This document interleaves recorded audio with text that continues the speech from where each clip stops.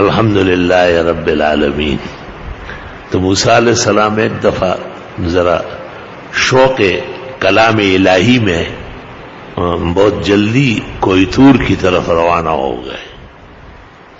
تو راستے میں خیال آیا اوہو گھر تو جانا چاہیے تھا اور گھر والوں کے لیے کچھ آٹے کا اور رزق کا انتظام کرنا تھا، بال بچے ہوں گے. اللہ جل جلالہ اما نوالہ جو علیم بذات الصدور ہے، جیسے ہی بارگاہ اقدس میں پہنچے اور کوئی طور کے مشہور جگہ میں جہاں سے اللہ کی آواز سننے میں آتی تھی اور حضرت مشغولی کلام الہی ہوتے تھے، فرمایا کہ اے موسیٰ یہ سامنے پتھر مارو. وہ مارا، 2 ٹکڑے ہو گئے. کہا ایک اس ٹکڑے میں ایک چھوٹا پتھر ہے، اس کو مارو. اس کو توڑا، اس کو توڑا، اس کو توڑا. دیکھا تو اس کے اندر سے ایک چھوٹا سا کیڑا نکلا. یہ نرے چنجیرا ہوا تو اور زندہ ہے، اور اس کے منہ میں ہری گھاس ہے اور اوپر شبنم کا قطرہ ہے. یہ کھانا اور یہ پینا، ٹھنڈی بوتل ساتھ. حضرت موسیٰ حیران ہوئے. آپ نے کہا وہ موسیٰ قریب ہو، کچھ کہنا چاہتے ہیں. حضرت موسیٰ نے کان قریب کیا. وہ چھوٹی سی کیڑی کہہ رہی ہے سبحان من یرانی ویعرف مکانی ویرزقنی ولا ینسانی.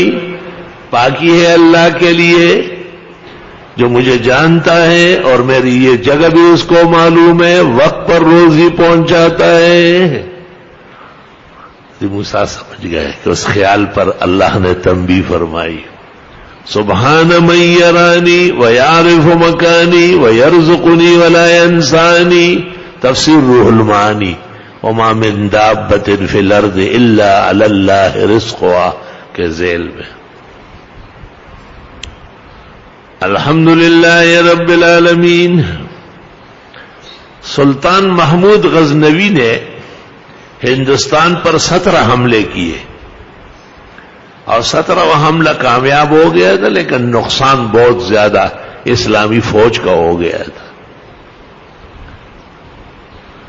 اور واپس جا کر کے حکیم سنائی اور بڑے بڑے اکابر علماء و حکماء و فقہاء کو جمع کیا اور ان سے کہا کہ فتویٰ دے دو کہ میں قتل عام کروں، بس جو بھی غیر مسلم ہے ہندوستان میں سب کو مار ڈالوں. یہ لوگ تو بات سمجھتے ہی نہیں. علماء تو اپنے مسئلے پہ قائم ہوں گے، بادشاہ کچھ بھی کہے. حکیم سنائی سے کہا وقت ہو گیا مغرب پڑھاؤ. حکیم سنائی مغرب کی نماز کے لیے آگے ہوا اور پڑھنے لگا الحمدللہ رب المسلمین. بادشاہ نے آواز دی کہ رب العالمین.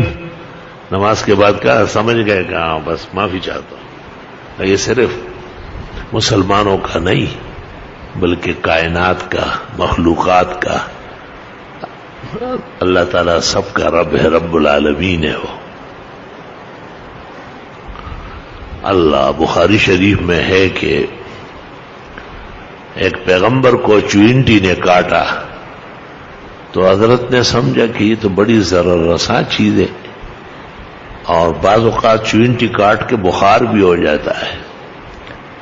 تو حضرت صاحب نے اس کا جو وہ گھونسلہ تھا جہاں پر بہت ساری چوینٹی ہوتی ہے، پشتو میں ہم کہتے ہیں میگتون، اس میگتون کو آگ لگائی. حق تعالیٰ نے کہا قرصت نملۃ واہلکت امۃ فیہا من تسبح اللہ. بخاری. آپ کو تو ایک چوینٹی نے کاٹا اور آپ نے ساری امت کو غرق کیا. اس میں تو تسبیح کرنے والے بھی تھے. شارحین نے کہا ہے 200 سال تک وہ پیغمبر اس واقعہ پر رو رہے تھے. رب العالمین ہے اللہ سبحانہ و تعالیٰ، تو سب کا پورا خیال رکھتا ہے، روزی پہنچاتا ہے. بخاری شریف ہی میں ہے کہ ایک خاتون نے ایک بلی کو باندھ رکھا تھا، نہ تو چھوڑتی تھی کہ اپنے لیے خوراک تلاش کرے اور نہ وہ دیتی تھی. حتی ہلکت جوعان وعطشان، بھوکی پیاسی مر گئی عذبت بہا فی النار، اس زمانے کے نبی کو کہا گیا کہ یہ ظلم کرنے والی عورت اس بلی کی وجہ سے جہنم جائے گی۔ الحمدللہ رب العالمین۔ اور یہ بھی بخاری اور مسلم اور دیگر معتبرات میں کہ ایک مومسہ گناہگار عورت جس نے کتے کو دیکھا کہ کنویں کے کنارے تر زمین کو چاٹ رہا ہے، تو اس عورت نے سمجھا کہ اس کو شدید پیاس ہے، اس نے اپنے دوپٹے کو پھاڑ کے اس سے رسی بنائی اور بوٹ کو جوتے کو اتار کے اس سے بوقا بنایا، ڈول بنایا، اور آہستہ آہستہ پانی نکالتی رہی اور کنارے پہ ڈالتی رہی، وہ کتا پیتا رہا یہاں تک کہ وہ سیراب ہو گیا۔ حق تعالی نے اس زمانے کے نبی کو وحی فرمائی کہ اس عورت کی بخشش کے لیے یہ سبب ہو۔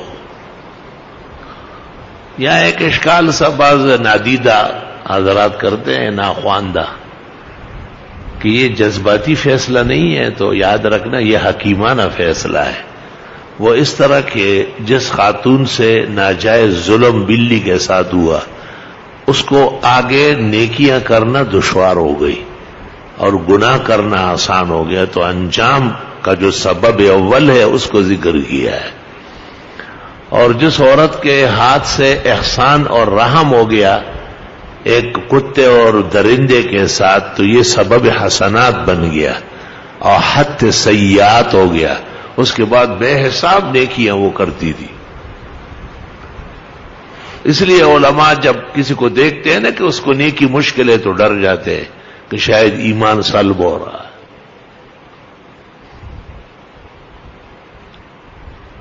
اور جب کسی کو دیکھ لیتے ہیں کہ حسنات میں آگے بڑھ رہا ہے تو بہت خوش ہو جاتے ہیں کہ ماشاءاللہ ایمان کی ترقی ہے۔